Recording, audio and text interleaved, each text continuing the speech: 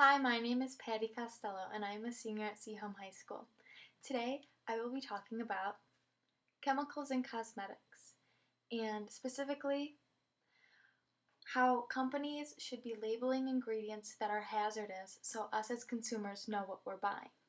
So, in this presentation, we will discuss the FDA and its relationship with companies and corporations, the chemicals themselves and what they're doing to our bodies, international relations and how they differ from policies within the United States. And lastly, how I've been helping the community and how you can help your own community to help make the cosmetic industry a better place. So first off, what is the FDA? The Food and Drug Administration is a government-funded program which basically ensures the safety of products that we use or food that we eat. So within the drugs part, it lies cosmetics. And when people think of the FDA, they often think of a lot of testing before products go out on the market. Well, unfortunately for cosmetics, this is just not true. According to the FDA does not test any products before they go out on the market. But they do test two things. First being they test if any color additives are added to the product before it goes out on the market. So they only test the color. They don't test the whole product itself. They'll just test like blue dye 6 or red dye 20.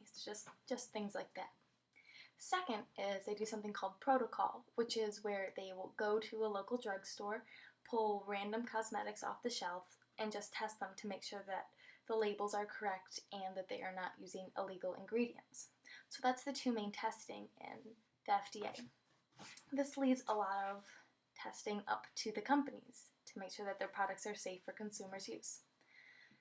A lot of companies choose to test on animals, and according to the Humane Society of the United States, many of the animals that they test on are rabbits and rats due to their high reproductive rate, and they're very similar biologically to us humans. And these animals end up living a life of torture.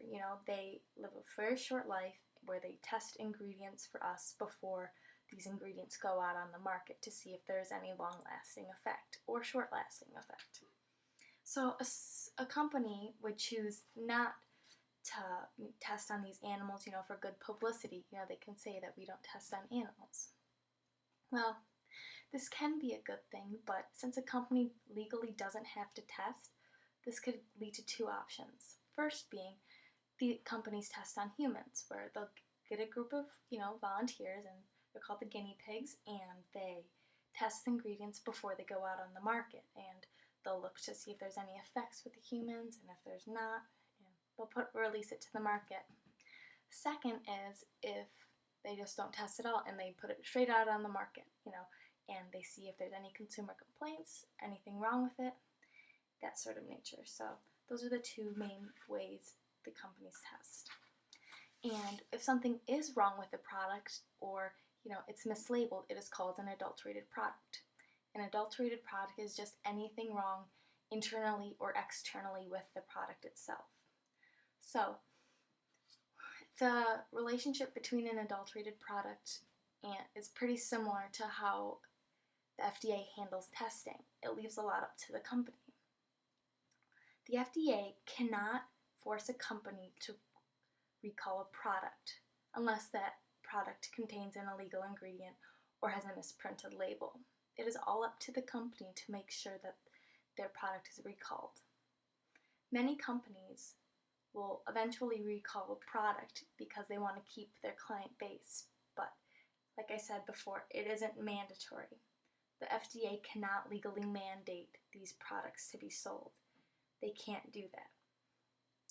So one other thing that is very loose within the FDA is defined terms and how loosely these terms can be used.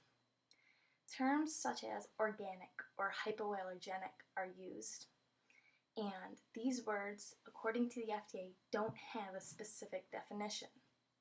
What this means for buyers and consumers who are looking at products that say organic or hypoallergenic when it comes to cosmetics is they could not be organic, or they could not be hypoallergenic because there's no legal definition. It allows companies to use these words whenever they feel like it. And if a company can use these words whenever they feel like it really makes you question what else that they're doing to mislead the customer. Us as consumers don't really realize that we are giving our nonverbal consent to these companies. We buy the product, we use it, and then we buy it again. We are telling them that we want this because we either like it, it makes our skin look good, it makes us smell good, it just makes us feel better about ourselves. And we buy these products without even knowing what goes in them, but it's just sad because we need to be more aware of what is going on within these products that is just harming our body. Which brings us to our next point, which is the chemicals in the cosmetics. There are 3 main classifications when it comes to chemicals within the cosmetics. First is known as carcinogens, and according to Merriam-Webster Dictionary, a carcinogen is anything that causes cancer or has been linked to cancer. So one of the very main, the main chemicals that is used in cosmetics is called a paraben. And a paraben is just a preservative. So it is used to make the shelf time in the store for the cosmetic last long, and the shelf time in your bathroom make the cosmetic last longer in there. So that's basically what a paraben does. It just makes it last longer. And the thing about parabens is they're in a lot of products because it's just a preservatives. You can put it in moisturizer, you can put it in makeup, you can put it in shampoo, you can put it in deodorant. It is almost in every cosmetic there is. And what is very scary about parabens is it has been directly linked with cancer. It is probably one of the most studied chemicals, and it is probably one of the most definite chemicals that has been linked to cancer that is still legal within the United States. And there was a study done by the Breast Cancer Foundation of America where they took these women who had breast cancer, took a biopsy, and inside the tumor they found parabens, the chemical, and it was scary because it's a direct correlation with them using products that contain it. Some products that do contain parabens are Pantene Pro-V shampoo, CoverGirl mascara, and Clean and Clear foaming cleansing wash. So it's on a multitude of products that we didn't even know about, and that is kept on the down low. Next, looking at endocrine disruptors. Now, according to the Mayo Clinic, an endocrine disruptor is anything that causes a change or imbalance in your hormones. And unlike carcinogens, an endocrine disruptor can, change your hormones, cause infertility, and cause birth defects. So it has a multitude of symptoms, which is very dangerous. One of the biggest endocrine disruptors out there is called a triclosan. And triclosan is a bacteria-fighting ingredient. So people put it in products to make sure that the products don't expire and to make sure that no bacteria grows in it so the product stays nice and fresh and nothing happens to it. Triclosan has been linked with infertility, and people that use it have gain a resistance to bacteria, so they can't fight off infections, which actually lowers their immune system. So those are some of the symptoms that are directly correlated with triclosan. And some products that contain triclosan are Old Spice Classic Deodorant, Colgate Whitening Toothpaste, and Dial Body Wash. So it is in a lot of products, and it is very scary because we use it every day, but we don't even know about it. And the last of the 3 classifications is known as a skin irritant. This one is the hardest to classify due to how different everyone's skin is. What someone may react to may not cause another person to react to it. So it is very hard. Also, your skin comes in contact with hundreds of things every day, so it was very hard to determine exactly what caused your skin to, break out or, get red. Some of the symptoms to a skin irritation include rash, redness, eczema, hives, so on and so forth. Anything that your skin can turn, it's probably a skin irritant. One of the skin irritants that is on the market right now is known as propylene glycol. And propylene glycol is an organic ingredient that is a skin conditioning agent, according to the Mayo Clinic. And propylene glycol is a product that has been shown to cause redness. It has been shown to cause, damaging of the skin cells itself, breaking them down, and just damaging your skin. And so some of the products that contain it are sunscreens, moisturizers, because it's a skin conditioning thing, so you'll find it in a lot of things that you would just rub on your skin. So sunscreen, moisturizers, even a few makeup have propylene glycol just because it is very versatile. Some specific products that actually have it are Maybelline Anti-Aging Cream, Neutrogena Sunscreen, and Almay Liquid Eyeliner. So you can find those there, and that is very scary. One thing that is very hard to test about all these classifications is the long-term effects, especially with endocrine disruptors and carcinogens. It is very hard to prove that a chemical caused a cancer that developed decades later. That is very hard to prove. So that's why all these tests are being done on animals, and why, we aren't seeing as big of a scare, because we don't know exactly what is going on. So to test these long-term effects takes time, and it's hard because your body comes in contact with so many things that could cause cancer. The environment, the way you live, how much you eat, how much you exercise, just things like that are all, factors in what will happen to your body in the future. And saying that just one cosmetic is doing this to your body sounds silly, but when you chronically use a low dosage of these known harmful toxic chemicals on your skin every day, that is just the same as using an illegal amount of parabens or triglycerin, in just one sitting. It may be even worse, because we don't know exactly how much we're putting on our skin over the years. And that's what's very frightening. And so next, we'll be talking about international relationships, and specifically the EU and Australia.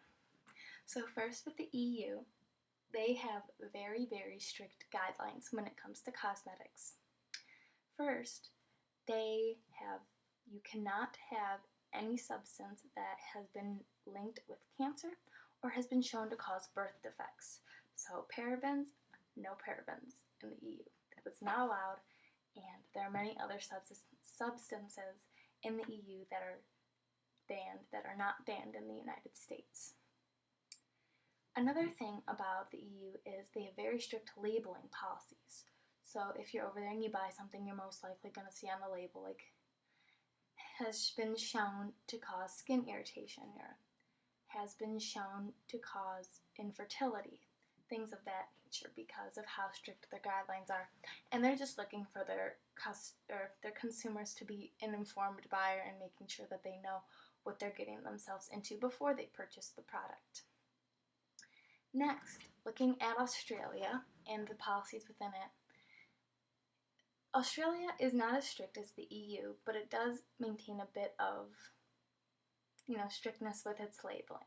The EU doesn't have as many bans on ingredients or Australia doesn't have as many bans on ingredients like the EU does, but they do have similar labeling techniques. They put on their labels, this has been linked with cancer, or may cause skin irritation. So these things are prevalent when it comes to, labeling your product in Australia and in the EU. And I think the US can learn from this, especially the Australian method, where it's all about capitalism and making, having options. And the Australian way still offers the options of using these, toxic chemicals, but it's just now saying this is what it is and this is what it's doing to you, but you still have the option to buy it. And I think that's a great opportunity for people, if they want to buy it because it's cheaper, they can, or they can, buy something else. It's all up to them, which is a great way to promote capitalism and being safe at the same time. So the biggest thing us as consumers can do is just try to be aware of what is going on in our cosmetics, even if it's not on the label right next to it like it is in these countries. So lastly, talking about my outreach project that I've been doing, I have been working with the Beverly Hills Skin Institution, specifically Dr. Misra Higgins, and together we are making a pamphlet, and we are basically putting in the pamphlet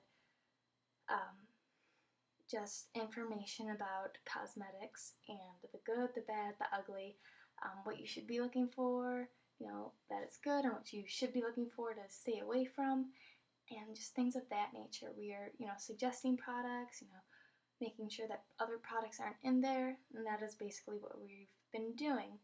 And what we're going to do with these pamphlets is we are going to distribute them all across the Oakland County Health Clinic. So anywhere you're at a health clinic that is run by Oakland County, then you may find that pamphlet there, which is really neat. Something that you can do to help is just be an informed buyer. Know what you're getting yourself into before you purchase a product. It is very, very hard, I understand, because there are so many ingredients and so many cosmetics that we use every day. But if you can just do it for one product a day, or one product that you would use every day, then you could be, making your life live, 5 years longer just by making one simple switch, which is really, really cool. So the biggest thing you can do is know what you're putting on your body, because it's the only one you get, so you might as well treat it the best you can. So wrapping it up, we've talked about